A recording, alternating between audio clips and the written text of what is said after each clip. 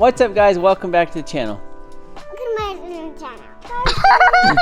Alright, Carson say, what's up, guys? Welcome back to the channel. Welcome back to the channel. If that was the best intro you've ever seen. Alright, guys, so we're working on the RSX again today, and Garrett stayed here late last night because in the last video we had a major issue. In our infinite wisdom, we decided we would swap out the transmission to kind of get ahead of routing turbos, downpipes, all that kind of stuff, which is really smart, but we did run into an issue with the motor mount or the transmission mount, what have you. It looked like it was gonna hit the chassis. We couldn't really find any solutions, readily available online. Trevor happened to find a bunch of spares, and we had some scraps and put together like a Tony Stark Mach 1 I mean, Iron Man suit, basically. This doesn't look like a Iron Man. Together. Like, that looks beautiful. I mean, even freaking TIG welded it? Yeah, I couldn't not. I mean, I was gonna MIG it, and it's like, you know what? If I don't have to MIG, I'm not gonna MIG. And then you painted it? Gotta look like we're professionals, right? I mean, honestly, like, it's kind of crazy what Garrett can do with a grinder. Yeah, like, exactly. That's just an angle grinder. Trevor's like, just get the plasma torch. I was like, well. So this is our engine mount solution, which honestly I think is a huge upgrade because the factory one is plastic. The other ones that you get on the internet, they're steel. They're probably aluminum or steel or something, but they're big. All the pictures we saw, they looked like they were massive and weren't gonna work with this chassis and subframe combination. I don't know what people are doing to all-wheel drive their stuff. I'm assuming they're just beating in the firewall. We didn't want to do that though. And Garrett basically made this whole setup out of this. Or did you use the other one? So this was a set of like universal LS swap engine mount brackets that I got on Amazon like a year ago. We were talking about making an engine mount, and I was like, Garrett, like, I have this. Like, what do you think? And he's like, oh yeah, cool. And literally, like, he said, oh yeah, cool, flipped it over twice and pulled out the grinder and started cutting. We had the bushings, we had the hard part, the sleeve and all that, so find some metal and make it work. So this car is gonna go, we're plugging things in, putting the engine mount on. We might start it, but the big thing about this video is we're gonna start the turbo process, which I am really excited about. In here. Oh. All right, now, are we selling these things now? We definitely could. This is, that's what you get. This is GAD instead of computer aided design. This is Garrett aided design. I mean, I would have made something, but it wouldn't have turned out like that. Look at that OEM hardware, the OEM nuts. Like, it's just on there. And he put brackets and little pieces of webbing to increase the strength. This is crazy. Today is also a big day because this is the first time in 6 years that I have got to finally use my sweeper, my automatic floor sweeper, right? Huh? No? Oh, geez. Oh, geez. The other one, though, it actually, it came into use a little bit sooner. We're about 3 years on this one, but it's finally working as well. Engine mount is in over there in the back, and honestly, it looks beautiful. You can tell that there's a nice engine mount back there now. So we went ahead and bolted on the turbo manifold, the turbo, the GTX3582r Gen 2. This is like an 800 plus horsepower capable turbo.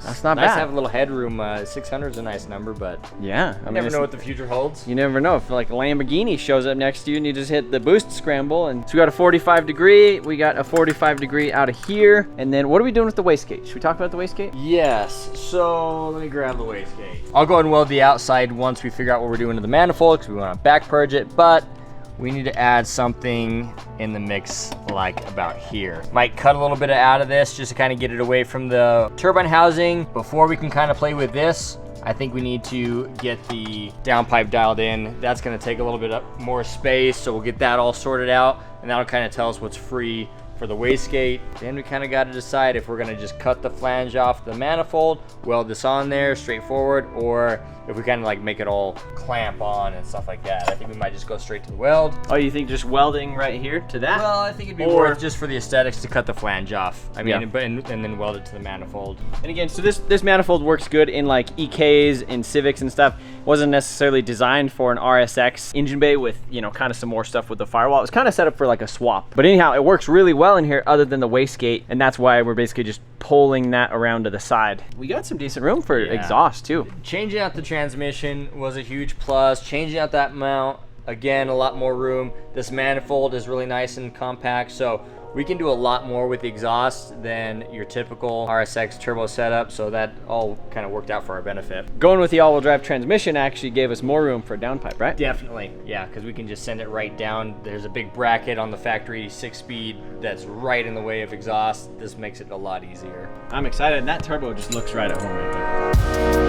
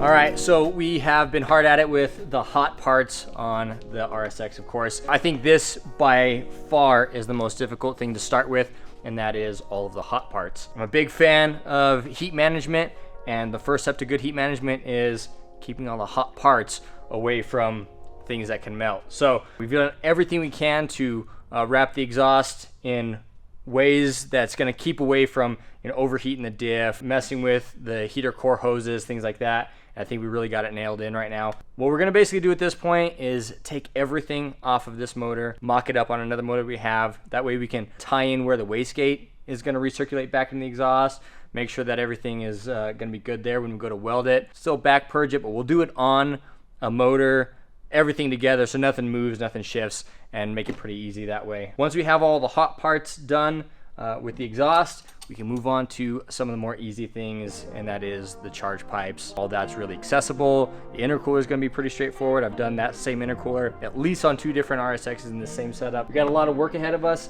but again, I think the hardest part is just behind us. I'm going to take everything off, and you can follow along as we kind of mock it up to another motor and really test and show you what the exhaust is looking like to kind of snake it out of this all-wheel drive setup.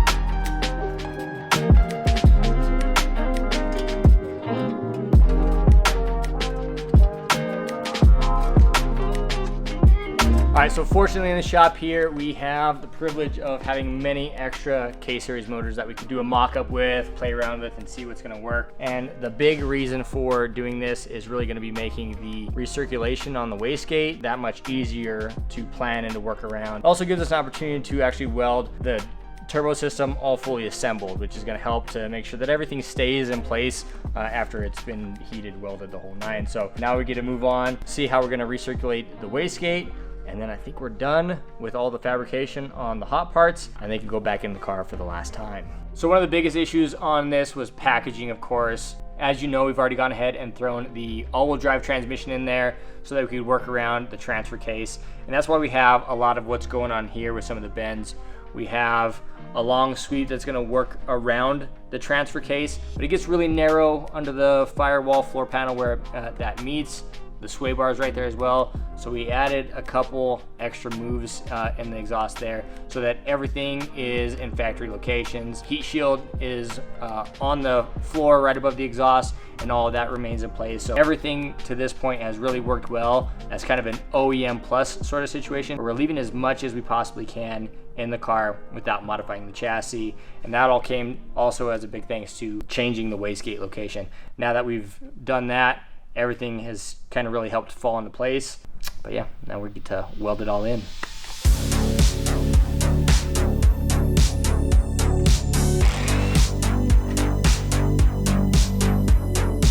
All right, so Garrett is working on the downpipe, but we have the front crash bar that needs cut out for the intercooler, and what better tool to use than a plasma cutter?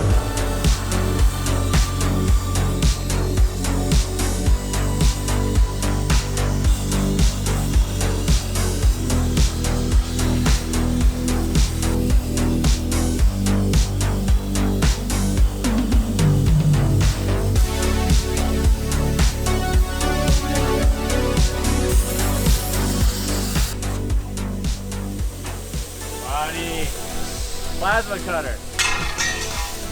Sick.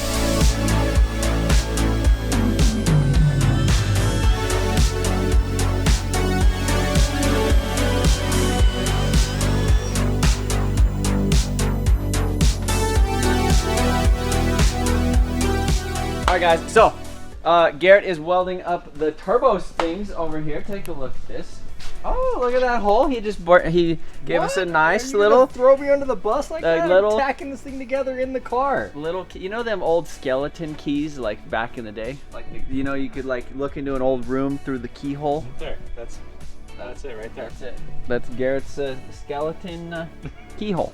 Garrett is getting all this stuff tacked up, basically ready to weld. Installed a bellow in the things, just because when things get hot, they go like this, and when they get cold, they go like that. And you know, you don't want any of this stuff cracking. But we went ahead and got some kind of rough intercooler mounts right here. I went ahead and used the plasma cutter to cut this big thing. Otherwise, it would have just been, I would have taken a shower in sparks today. And the plasma cutter, it literally, it's like a lightning bolt. It's amazing. Cut all that stuff, cleaned it up with the grinder, and then now we made these little brackets right here, which go onto the top of the intercooler, kind of level it out right there. Now we're gonna kind of start messing with some charge piping after Garrett gets the turbo system welded up and kind of in the back of the engine bay. Also, you know what else we have? It's an ECU Master EMU Black plug and play. So I could go in the thing and start plugging some things, testing some stuff. Is it time to start doing that? Probably should be while he's doing that. I could do That's that. a good idea. I like that idea. I would like to hook up some fuel, even if just stock fuel, to where we could actually fire the car, and that way we know that it works.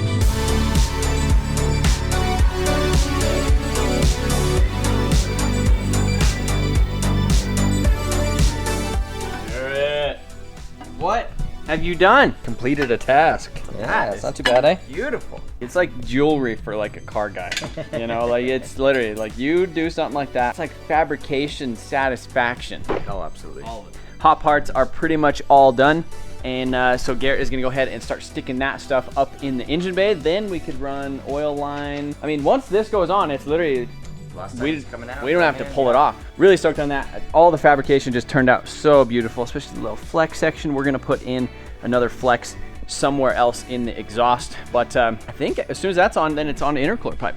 All right, so we're in the middle of doing some other things that's kind of putting the car up in the air, and I want to keep pushing on. So I'm gonna go ahead and weld on the intercooler mounting brackets right now. I'm just gonna kind of tack them with the TIG here. Everything's kind of cleaned up. When we drop it down, we'll finish it out from there. But this kind of helps me just move on, starting to kind of plan out the charge pipes at this point. So a few tacks on here and carry on with some cold parts now. He's also just being fancy by TIG welding it. I'm also partly lazy. I don't want to get the MIG welder out since the TIG's already out.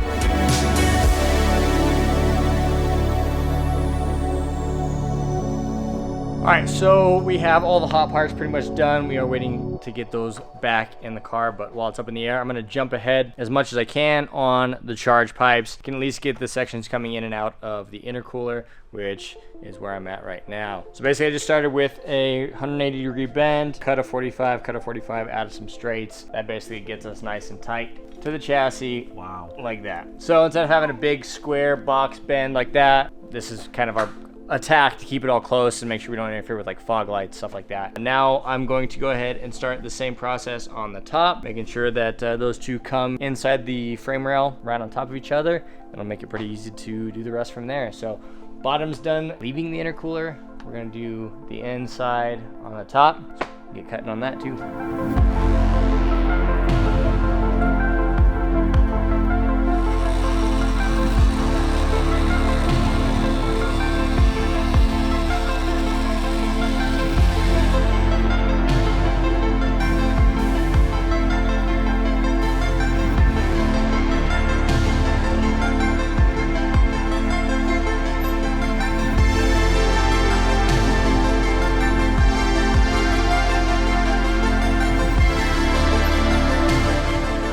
You like that Pilates move? I don't think we gotta name that.